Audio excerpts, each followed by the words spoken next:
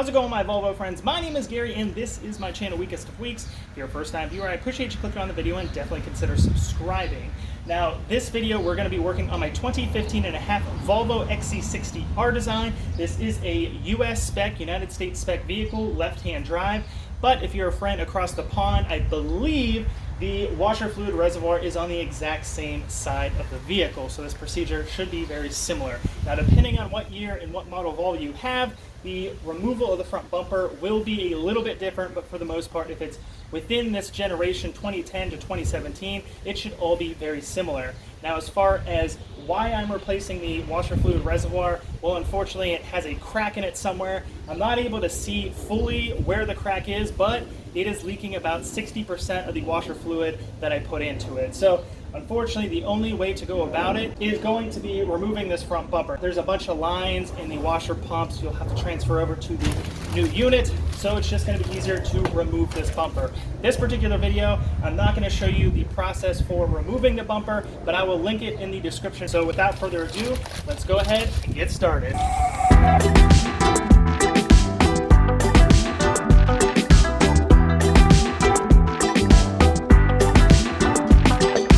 Here are the tools, supplies, some other optional items to remove the front bumper to replace this washer fluid reservoir on your Volvo. To begin, we have a 1/4-inch drive T25 Torx socket, corresponding 1/4-inch drive ratcheting wrench, which is a nice small compact design to get inside those tight wheel liners on either side to remove that front bumper.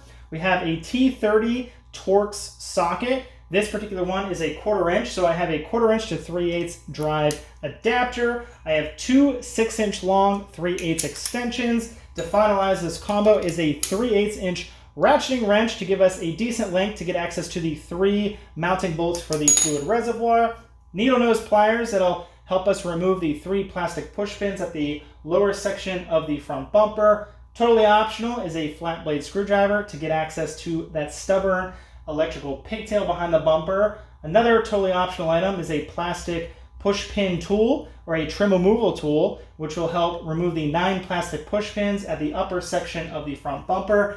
Absolute must is a hook tool that will help you remove the rubber hose going to this fluid reservoir. Another totally optional item, but great for any project, is a decent LED light.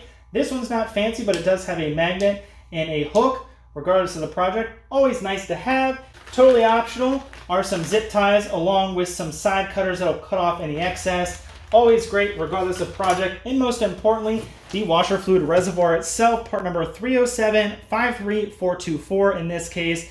This will work on 2010 to 2017 Volvo XC60s. And then to go along with that is some washer fluid. Whatever you choose, you'll need 1 or 2 gallons. Now that I trust that you watched my video how to remove this front bumper, you now have access to this washer fluid reservoir, and it should be smooth sailing from this point. There's 3 T30 Torx screws that fasten this to the body. There's the second, and there is the third. So once we undo those, we should be able to lower this down, transfer over the washer pump, and then also the electrical connectors and such. So whenever I remove this front bumper, there is a Y. I undid that and drained everything into this pan. So this stuff is alcohol based, so it kind of reeks. So just be wary of that whenever you spill it, because if you get it on yourself, you'll smell like you just dumped Busch Light onto yourself. Some people might be into that, not me. Anyways, here's the replacement washer fluid tank, part number 307-53424, purchased directly from Volvo. You can find it online, probably cheaper, but I was able to get it next day from my local Volvo dealership parts department.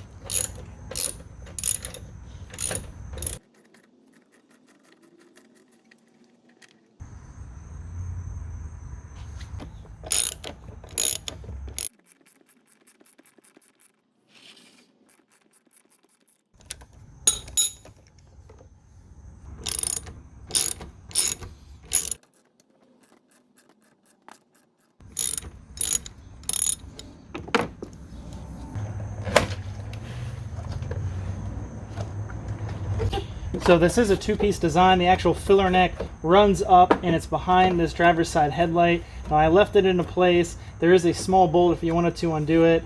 We'll flip this around. We just need to unclip everything that attaches this, which is kind of a lot. So we'll just kind of take inventory, kind of where everything is at.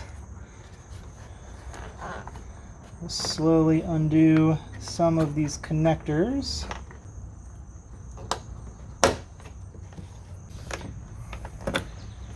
This will need to transfer over, but for now I'll just unplug the pigtail. Now these washer pumps, they can certainly be tricky, so what I think I'll do is push in on the pigtail, push up, release that. This one, very similar to a fuel injector harness connector. Push in on this metal band, that releases it, and we'll see.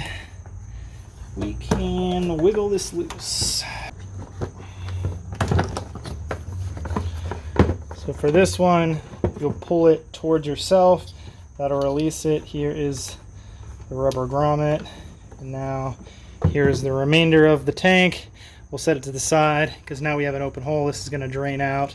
So I'm going to take this to the pan, dump any remaining fluid, and then we'll transfer over this pump.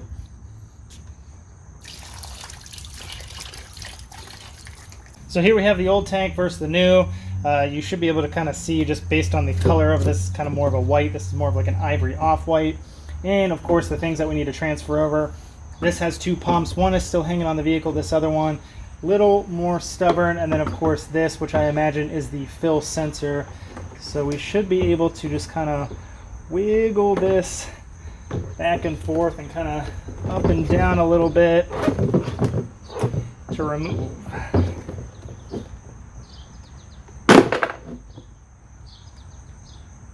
So we got that removed. Looks like there is another end to it that I just popped off and it's in the tank, so I'll have to go back and fish that out.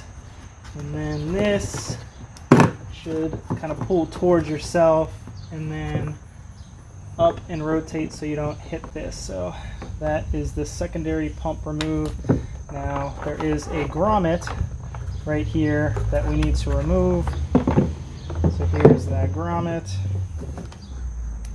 We'll go ahead and install that right there.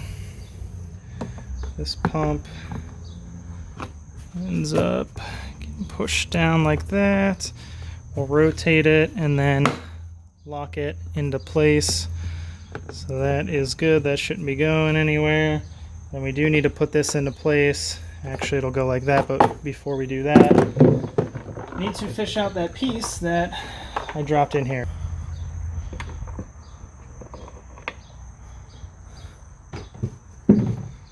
Perfect. So this end apparently is magnetic, so that made it a breeze to get out. And now we just need to figure out the orientation that this has to go. Let's go like that. Let's go like this. Let's go like this.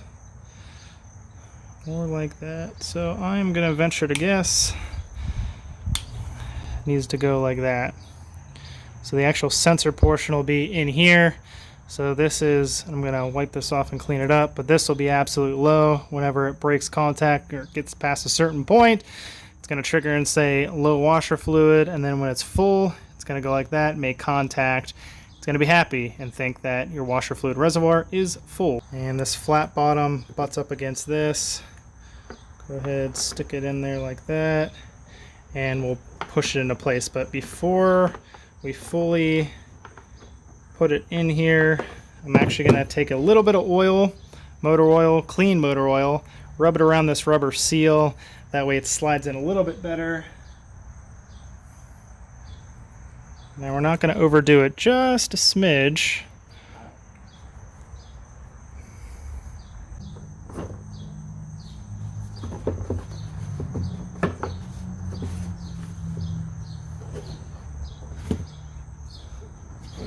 That is pushed in there all the way. Grommet bottoms out. Now we're good to transfer over the remaining washer fluid pump and all of the other connectors and pigtails and such. Take this main washer fluid pump and we'll wiggle it in place.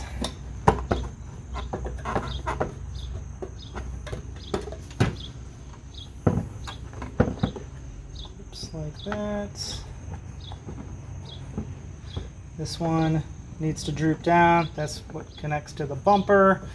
Now for all of this stuff, got it through there.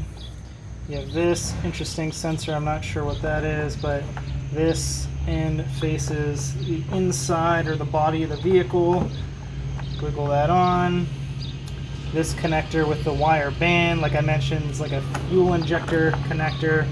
That clips onto this middle washer fluid pump.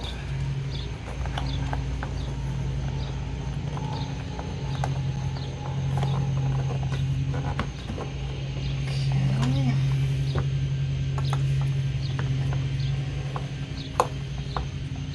You have this connector, the yellow peeking out. You have the tab that'll face outwards. I have it in behind this washer fluid hose, and we just need to push it down.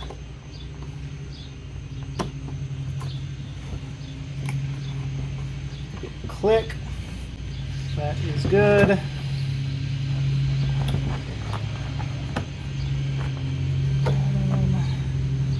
This connector with the red on the inside, there's the tab that'll face up, goes into this level sensor.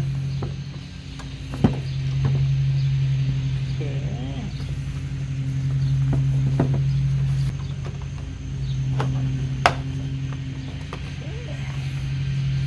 So this is kind of weird. Not sure if anything connects onto it, but mine didn't have anything. Might be a breather hose.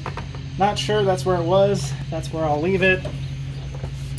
We'll just do an all systems check, make sure everything is clipped in and tight. So I should do that. All right. Here's one of the more tricky parts of the reassembly procedure is getting this filler neck back into this lower reservoir. If you were to use motor oil on any of the O-rings, I highly advise using it on this one. Makes it that much more simpler whenever you're raising and popping this into place. So we have this all aligned, and we'll just kind of wiggle it. And you should know it's lined up when this hole lines up with the mounting hole right there. So that is up as high as it needs to go. Now we just need to start the 3 T30 screws by hand, and then we're good to cinch these down.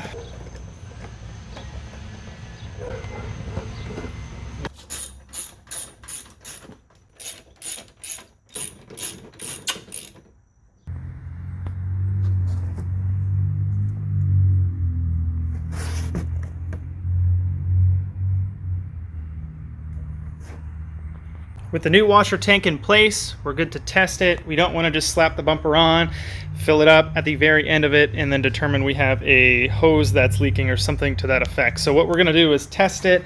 Now what you can do is take this line, pinch it off, but what I am going to do is slide this bumper as close as physically possible, see if we can connect these two together. If not, I'm going to try to cobble up an extension so that way we can at least test to make sure the jug holds water without leaking, and then also to test to make sure none of these other lines in behind this bumper are leaking, and then that this fancy little flap system for the headlight sprayers are also working.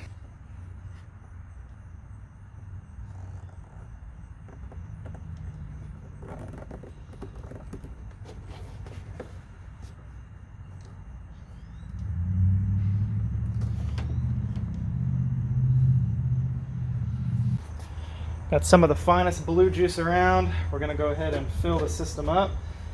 See what happens.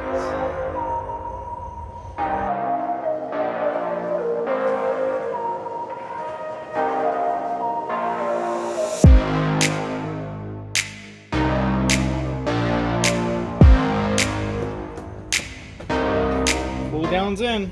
Here's a great example of why you fill this up before you reassemble everything. Not only did I have a split in the side of my old tank somewhere around here, but looks like whenever I transferred everything over, I don't know if the grommet was bad before or in the process of transferring it over, the grommet for this washer fluid pump looks to be bad. So I'm gonna pull this back out, kind of probably set it on this side on the ground, so then this back side is up, and then I can pop this out without dumping all this fluid back on the ground. So I have the tank propped up to kind of take a closer look at this grommet that's leaking, and I think I made a mistake whenever I put this back in. So just be wary of this whenever you transfer everything from your old washer tank to the new one. Now this grommet, whenever I pulled it out, I think I kind of had it like this, where there was a bit of a gap, but need to push it as far down to the base right here as possible. So I cleaned up around this area. I'm gonna go ahead and push this back into place. I ended up going a step further, and per each one of these washer pumps, I added 2 little dabs of silicone where the pump recesses into here. Probably a little more noticeable on this old tank, but 1 goop there, 1 goop there per each one of these, and now these are really locked into place. So I think the grommets are perfectly fine. It's just whenever they were in there, I could still manipulate a little bit, and my fear was getting it all back together. A couple months down the road, some vibrations, they work themselves loose. So putting a little bit of silicone on here just ensures these will never back out. And also too, being silicone, if you ever need to service these, you can just simply cut this and you can remove it. So I highly recommend either using silicone, maybe hot glue, but definitely shy away from using any 2-part epoxy, because basically you will make this non-serviceable if you ever have any washer pump issues. So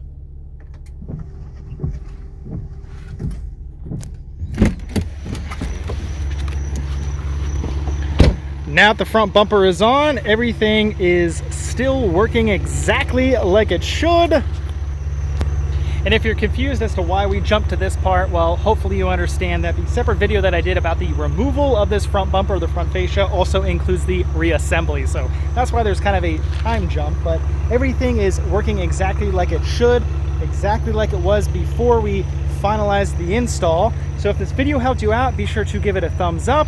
Definitely consider subscribing for other content. If you have any questions, comments, concerns, drop a comment down below. That being said, I appreciate you watching, and I'll catch your friends next time.